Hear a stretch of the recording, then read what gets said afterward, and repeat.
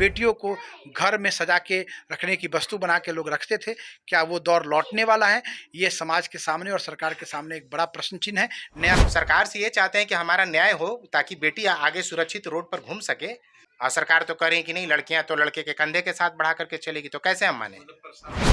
वहाँ गोली नहीं निकाला गया। जी नहीं, वहाँ पर गोली नहीं निकाला गया। तो आप लोग इसके लिए तो कहे होंगे कि भाई गोली तो निकाल दीजिए कम से कम। सही उपचार हो जाता, गोली निकाल दिया जाता तो बच्ची मेरी जीवित रहती।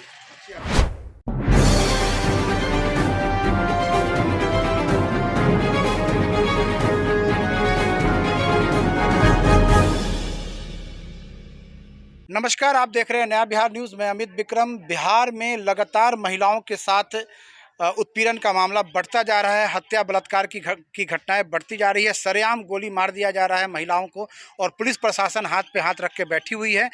हम बात कर रहे हैं लालगंज के अंकिता की। 18 मई 2022 को अंकिता को शाम को 6 बजे कुछ अपराधियों ने गोली मार दी। घटना का क्या कारण था ये तो अभी स्पष्ट नहीं हो पा रहा है, क्योंकि परिजनों से बात करने पे पता चलेगा कि घटना का क्या कारण है।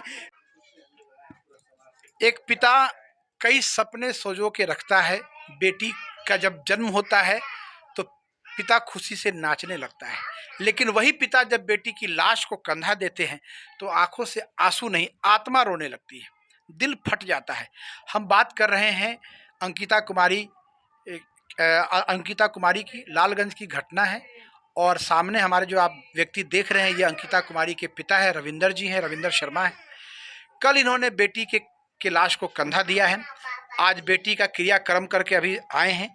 हम इनसे बात करेंगे घटना के बारे में, क्योंकि जब इनको जानकारी मिली तो ये अंकिता कुमारी की डेड बॉडी, उस वक्त वो बॉडी डेड नहीं थी, वो जीवित थी और उसको लेकर वो लालगंज के रेफरल अस्पताल में गए थे। और एक जानकारी ये भी प्राप्त हुई है कि अगर रेफरल अस्पताल ने आपको इलाज में लापरवाही बरती, अगर रेफरल अस्पताल में ही अगर गोली निकाल दिया गया होता तो निश्चित तौर पे अंकिता कुमारी आज जीवित होती। लेकिन रेफरल अस्पताल ने अंकिता कुमारी की गोली नहीं निकाली और उसे हाजीपुर रेफर कर दिया और हाजीपुर जाने के क्रम में गटारों में अंकिता कुमारी की मौत हो गई। हाँ, आपको रास्ते में मौत हो गई। कहीं ना कहीं हमारे बिहार की जो स्वास्थ्य व्यवस्था है वो भी इतनी लचर है कि हम लोगों की जान बचा नहीं पाते हैं। अगर रेफरल अस्पताल लालगंज में अगर अंकिता कुमारी को अच्छी स्वास्थ्य सुविधा मिल जाती तो आज अंकिता कुमारी जीवित होती और निश्चित तौर पे वो अपराधियों का नाम बताती कि किन लोगों ने उसको गोली मारा। लेकिन आज अंकिता कुमारी जीवित नहीं है, जिसके कारण आज अपराधी भी खुलेआम घूम रहे हैं।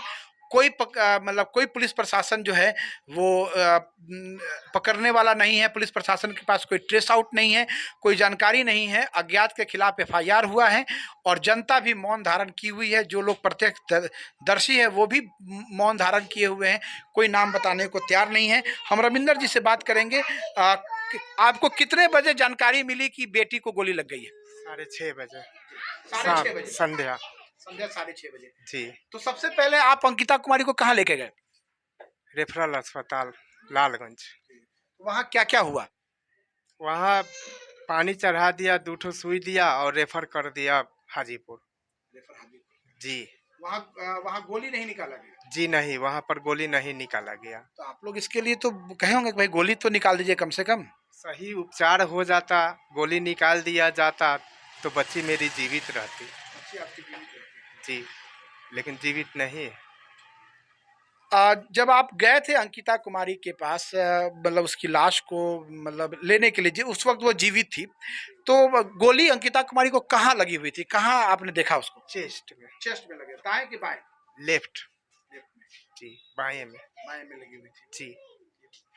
बड़ी बात है। बाएं मतलब सीने में गोली लगी थी और अंकिता कुमारी जब अस्पताल में गई, रेफरल अस्पताल लालगंज में गए, 2 गोली मारा। दोनों एक ही जगह थे या आगे पीछे? अलग अलग। लेकिन एक यहाँ थे और एक यहाँ थे। जी, आपको सर्वप्रथम कैसे जानकारी मिली इससे जो घटना हुई? एक बच्चा आके बोला कि आपकी लड़की वहाँ गिरी हुई है। कोई अनजान बच्चा आके जी। फिर आपने क्या किया? फिर यहाँ से मतलब कि सुनने के बाद सब आनंद फानन वहाँ पर गए। जाने के बाद जो प्रक्रिया है उसको उठा के अस्पताल ले गए। अस्पताल से मतलब कि आप पहुंचे वहाँ पे तो मतलब कि बेटी बच्ची हमारी गिरी हुई थी, लेकिन पूरा मतलब माहौल, जनता वहां पर भीड़ लगाए हुए है, लेकिन कोई नहीं बच्ची को जीवित छुए। थी उस समय? हाँ, बच्ची जीवित थी। बोल रही थी आपसे, बुला रही थी? हॉस्पिटल में ले गए तो पूरा पानी मांग रही थी कि पानी दो हमको, पानी दो हमको, पानी। बड़ी बात है, रविंदर जी ने बताया। और कहीं ना कहीं बिहार की स्वास्थ्य सेवाओं की भी पोल खुल रही है कि हम अपनी बेटी को भी नहीं बचा सके। रेफरल अस्पताल लालगंज में अगर गोली निकालने की सुविधा होती या वहाँ के डॉक्टरों ने गोली निकाल दिया होता तो अंकिता कुमारी आज जीवित होती। लेकिन अब खैर बात आगे बढ़ गई। अंकिता कुमारी अब इस दुनिया में नहीं है। हम बात करेंगे रविंदर जी से। जब आप हाजीपुर लेके गए, पोस्टमार्टम के समय क्या क्या हुआ आपको? किस समय जानकारी प्राप्त हुई है कि पुलिस प्रशासन के द्वारा पोस्टमार्टम नहीं किया जा रहा था, फिर आपकी किसी व्यक्ति विशेष से बात हुई और फिर पोस्टमार्टम हुआ? उस घटना को आप विस्तार से बताइए। वहां पर कोई सुनवाई नहीं हुआ, तो फिर मतलब कि दिल्ली फोन किए, मंत्रालय से मंत्री जी फोन किए। कौन से मंत्री ने फोन किया? नाम तो पशुपति पशुपति पारस जी। पारस जी। तो वही। आपने सबसे पहले किनको फोन किया? डायरेक्ट तो मंत्री जी को फोन नहीं किया होगा? जी नहीं, ये हमारे मेहमान हैं, जी हाँ। दामाद जी हैं, इनको फोन किए तो वो उनको फोन किए, वो यहाँ इनके मतलब रविंदर जी के जो दामाद हैं आपको, शैलेंद्र जी, उन्होंने अपने बहनोई को फ़ोन किया। और बहनोई जो आपको पशुपति पारस मतलब जी के ओएसडी रह चुके हैं, उन्होंने पशुपति पारस जी को फ़ोन किया कि ऐसे ऐसे वैशाली पुलिस जो है वो पोस्टमार्टम नहीं कर रही है। फिर पशुपति पारस जी ने डीएम को फ़ोन किया। उसके बाद पोस्टमार्टम की प्रक्रिया चालू हुई। उसके बाद क्या हुआ? उसके बाद पोस्टमार्टम के लिए 2 घंटा वहां पर बैठ के इंतजार करना पड़ा, तब जाके हाथ लगाया। लगाने के बाद तब पोस्टमार्टम किया, एक्सरे भी किया कि गोली कहाँ लगा हुआ है, तब वो गोली निकाल के पोस्टमार्टम करके लाश को दे दिया। पोस्टमार्टम रिपोर्ट तो अभी आपको प्राप्त नहीं हुआ होगा? नहीं है। फॉरेंसिक जांच की भी बात आई है क्या? जैसे फॉरेंसिक जांच, गोली वाली जो लगी है ये रविंदर जी, और भी हम जानेंगे। बेटी का कोई विवाद था क्या किसी के साथ? कोई मतलब घर परिवार में उसने, अंकिता ने कभी कोई चर्चा की होगी कि फैलना जगह मेरा विवाद चल रहा है? नहीं, कोई विवाद नहीं है मेरी बच्ची के साथ। कोई बच्ची के साथ जी। मतलब जिस जगह वो कोचिंग पढ़ाने जाती थी, मतलब जिन लोगों को वो कोचिंग पढ़ाने जाती थी, उस परिवार से बातचीत हुई है कि भाई आपके यहाँ मेरी बेटी आई थी पढ़ाने के लिए, कहीं कोई विवाद हुआ था क्या? जी, बात हुई तो कोई विवाद नहीं है वहाँ पर भी। वहाँ से पढ़ा के नाका नंबर 2 से 10 कदम इधर बढ़ी है उत्तर साइड, उसी जगह उसको गोली मारा है। और लेफ्ट साइड मतलब कि गिरी मिली है हमको 3 महीने से। तो उस कोचिंग वालों ने ऐसा कुछ नहीं बताया कि किसी कोचिंग नहीं है, ट्यूशन, प्राइवेट ट्यूशन करने जाती थी। जी। ठीक है, तो अभी आप क्या चाहते हैं? मतलब सरकार से, प्रशासन से आप कुछ नहीं है? प्रशासन तो अभी तक कुछ नहीं किया है मेरे लिए। मैंने सुना है कि प्रशासन आया, उन्होंने एस्कॉर्ट करके ले गया वहाँ पे और पोस्टमार्टम का सुनने को आ रहा है। ले गया, लेकिन अभी तो आपके साथ नहीं थे?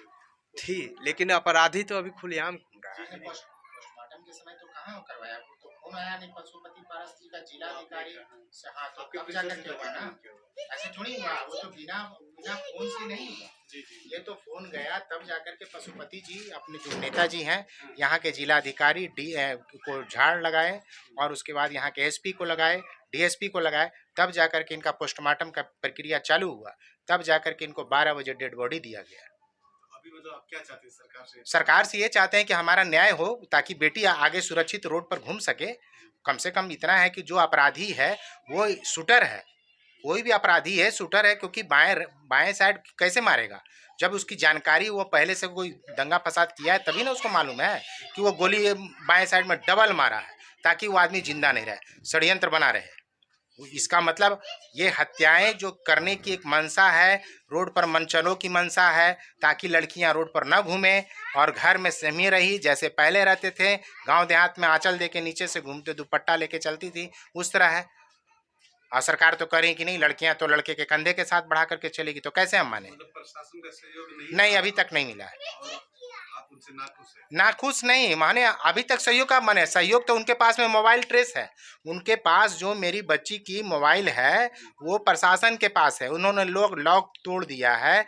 और जब गोली लगने के बाद 11 बार फोन आया है उस पर, समझे ना, 11 बार फोन आया है। एक बार गाली भी गलौज हुआ है रिसीव हुआ है, तो वो तो मेंशन हो जाएगा, 2 मिनट में उसको पकड़ लेगा किस नंबर से आया है। तो ये तो 2 सेकंड की बात है, तो अभी लेट क्यों हो रही है?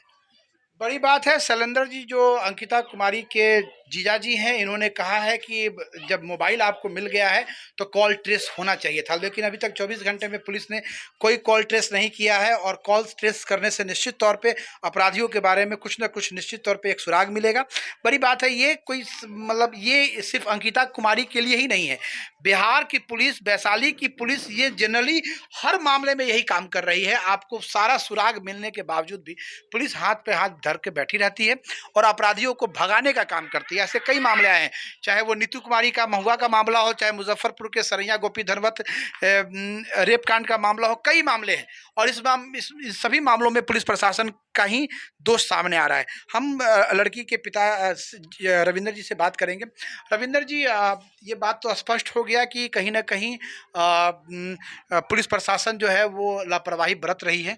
सामाजिक स्तर पे क्या पहल हो रही है? समाज के लोग आपके साथ क्या कह रहे हैं? समाज के अभी तो तुरंत परवाह करके आए हैं, अभी समाज के लोग से बातचीत नहीं हुआ है, आगे बात होगी उसके बाद ही कोई रास्ता निकलेगा। क्योंकि एक बड़ा सेंसिटिव मामला है। बेटियां, सबसे बड़ी बात है कि हमारी बेटियां अब सुरक्षित नहीं हैं। और खासकर गली मोहल्ले में कहीं दूर दराज का मामला हो तो बात समझ में भी आती है।